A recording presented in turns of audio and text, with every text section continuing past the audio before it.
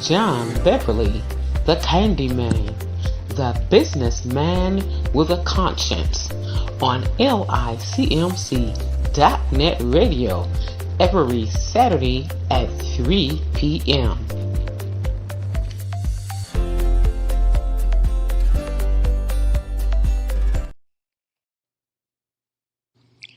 Hello, everyone.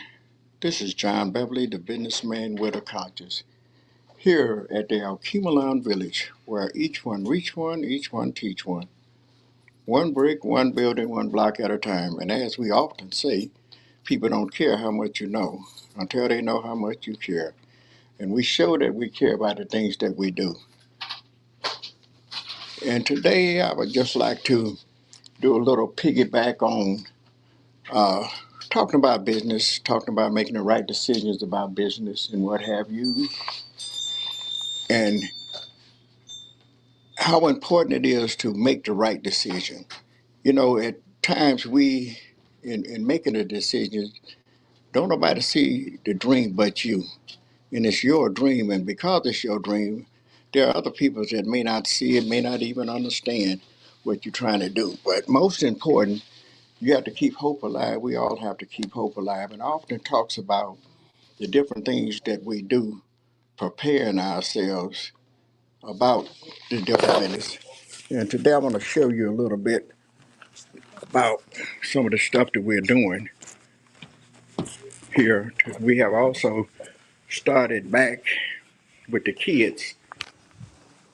We've been getting a host of, I say, perhaps 30,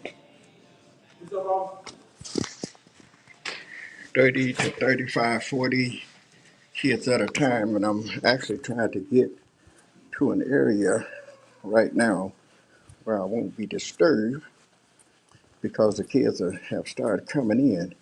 But nevertheless, we still have to try to make sure that we are doing what we need to do when we need to do it.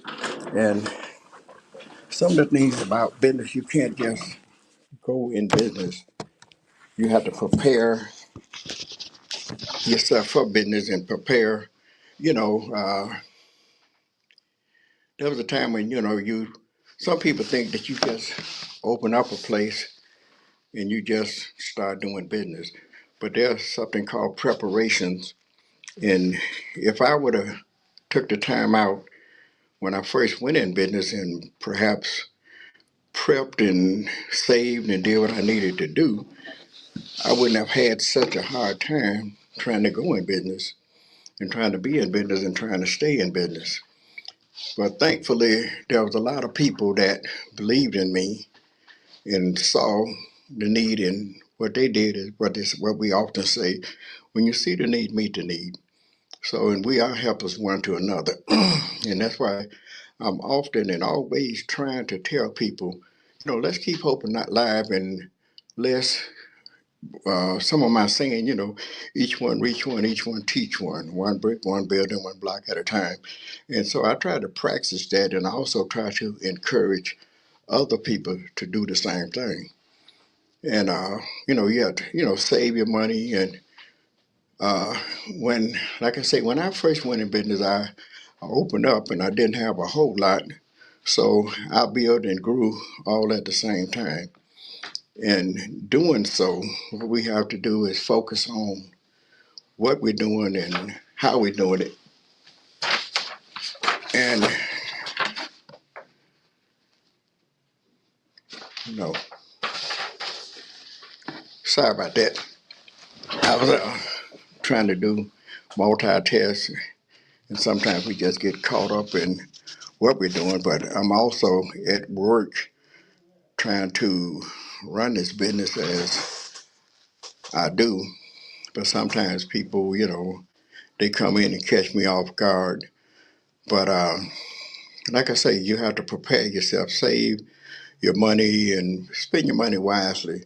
Make the right decisions, and remember that you in business, no matter what kind of business you might be in. My folks has always been, I learned that you had to have inventory, and you can't just take the money and spend it on yourself. You have to spend it on the business. There are procedures, there are steps that you have to stay on top of, such as paying the light bill, the gas bill, the water bill, the lease, and you also have to have stock. And you also have to have, which is your inventory. And once you find out what your people or your customers or people in particular lack, you have to make sure that you have what they like. And you will find that what I did when I first started, I would often ask my customers if they came in and I didn't have something that they wanted, I would make a list. And every time they came, the next time they came, I made sure that I had what they wanted. So a lot of times we think that just because what we have or what we want to sell is what people are going to buy. But just because we think it's an item that's going to sell, don't mean other people is going to like it. I used to tell people I had one of the fellows that was working with me, and I sent him to the wholesale to pick up some things. And he went in there, and what he did was he bought everything that he liked it. And when he come back, and because I was trying to teach all at the same time, not trying to act like I knew everything myself, but I was trying to teach as I was going along. So as I was trying to show him and how to buy, what to buy, and when to buy, I was trying to teach him, when you catch sales, you try to double up on things like that because that saves you in the long run. And the kids liked it sour candy, so every time something sour came out, I got it. I made sure I had the right pops and the right candy bars that everybody liked. Well, everybody don't care too much for that special dark chocolate, but my one of the workers did.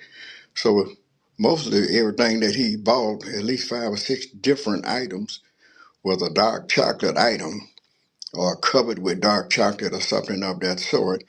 And I asked him why did he get it, and he said, "Well, that's I like that and this and that." There, I said, "Well, that's fine." I said, "But what we have to focus on, not so much as what we like ourselves. We have to focus on giving the people what they like."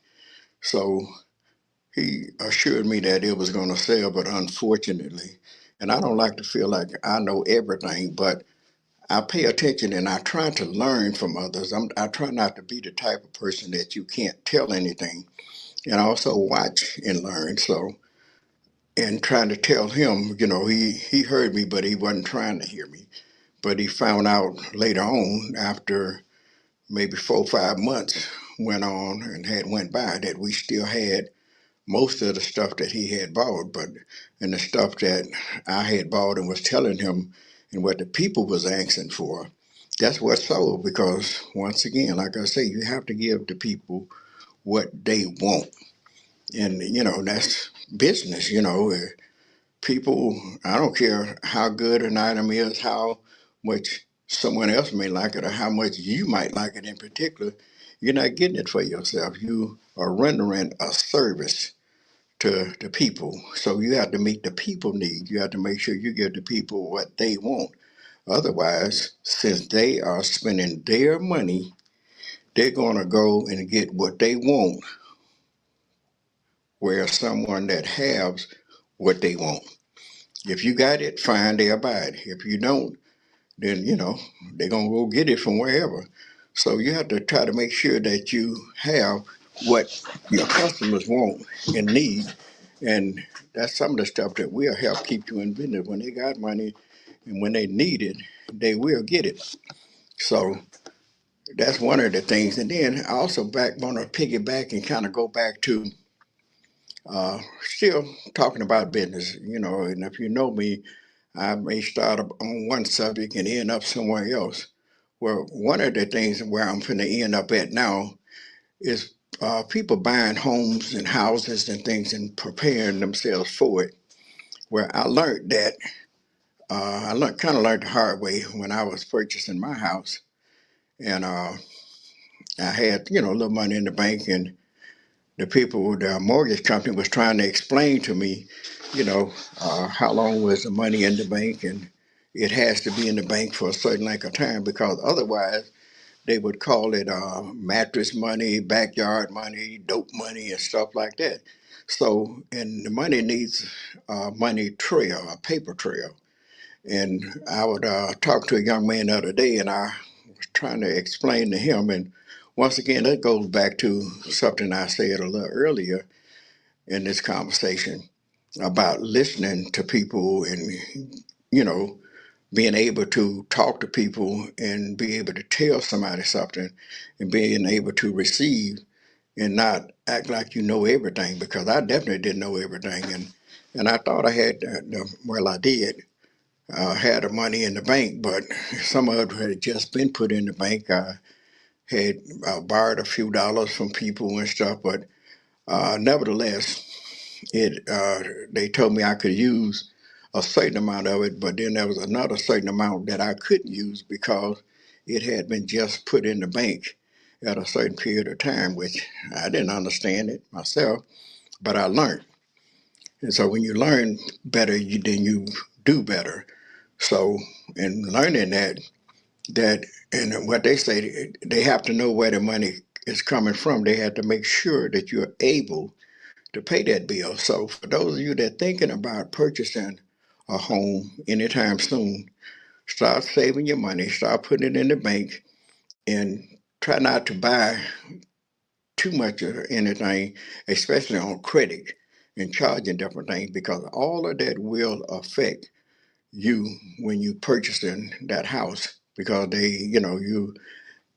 uh, buying a home is one of the major purchases in your life, one of the biggest investment that you're going to have and ever make in life. Home, a car, and things like that. Those are what we call major purchases. So you, in doing so, like I say, you have to make sure that you have the money in the bank, and it has to be there for a period of time, because they need to know where that money come from, and have to make sure that you are able to pay it. And so, and if you got it, and if your credit score is kind of rough, I mention about that every now and then, about them low credit scores. But one of the main ways to help build your credit scores would be to make sure that you pay your bills on time, if not a few days earlier, if you can afford to do so. Because once you start paying them on time, then they know you can pay it on time. If you can afford to pay it a day or two in advance, then they definitely know. Say, the day haven't even got here yet, but it's a couple of days. They look at stuff like that to see, okay, well, he's able, he's capable, he's qualified, he can afford to do this, he can afford to make this purchase.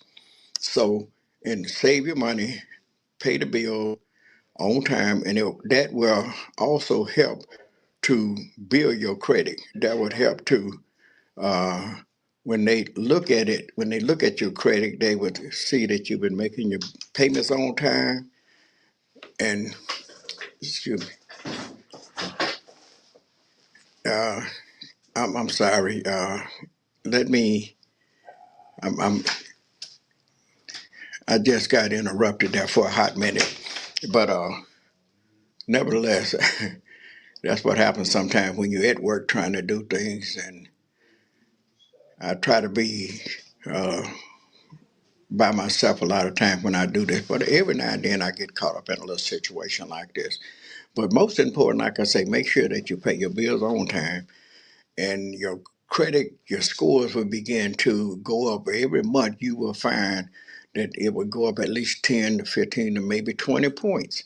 And the more you do that, the better it'll be for you. If you got a 5 or a 6 or something, in about 6 months to 8 months or so, 9 months, you can take that score from a 5 or a 6 all the way up to a high 7, 7.5, almost 8. It all depends upon uh, your purchases and different things.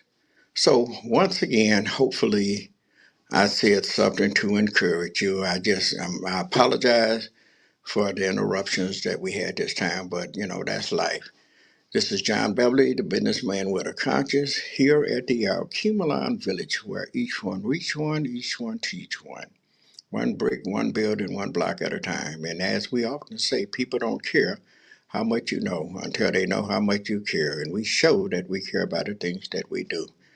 Remember, think about what you're doing before you do it. Thank you and have a great day. John Beverly, the Candyman, the businessman with a conscience, on LICMC.net radio every Saturday at 3 p.m.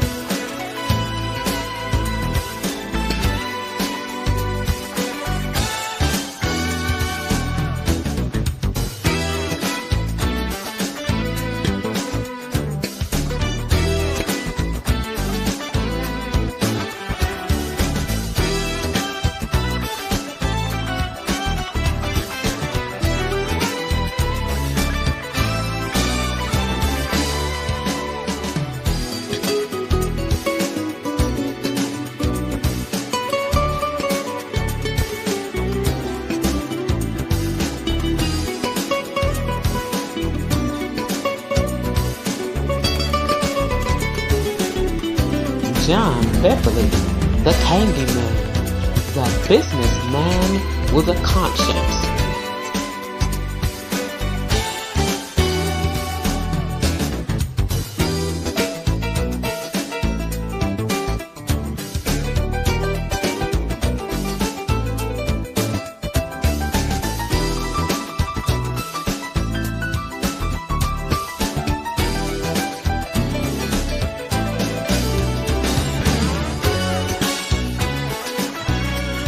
Includes a coupon special, hot dogs, chips, and punch.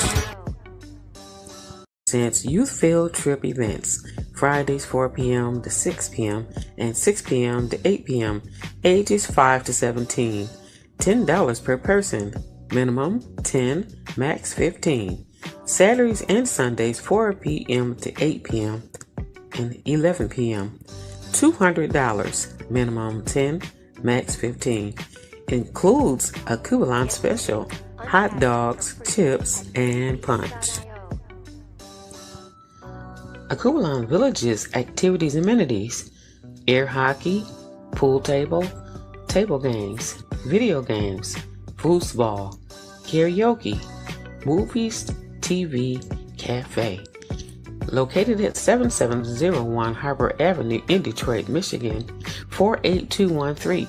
For more information or to schedule, call 313-921-1616, 313-921-1616. Credit cards, checks, cash apps, and Zelle accepted. It's our pleasure to serve you. Culinary pleasure. Have your next social event here at Akubalon Village. Recreation, Entrepreneur Cafe. Culinary pleasure. Recreation, education, culture. For more information, call 313-921-1616. 313-921-1616.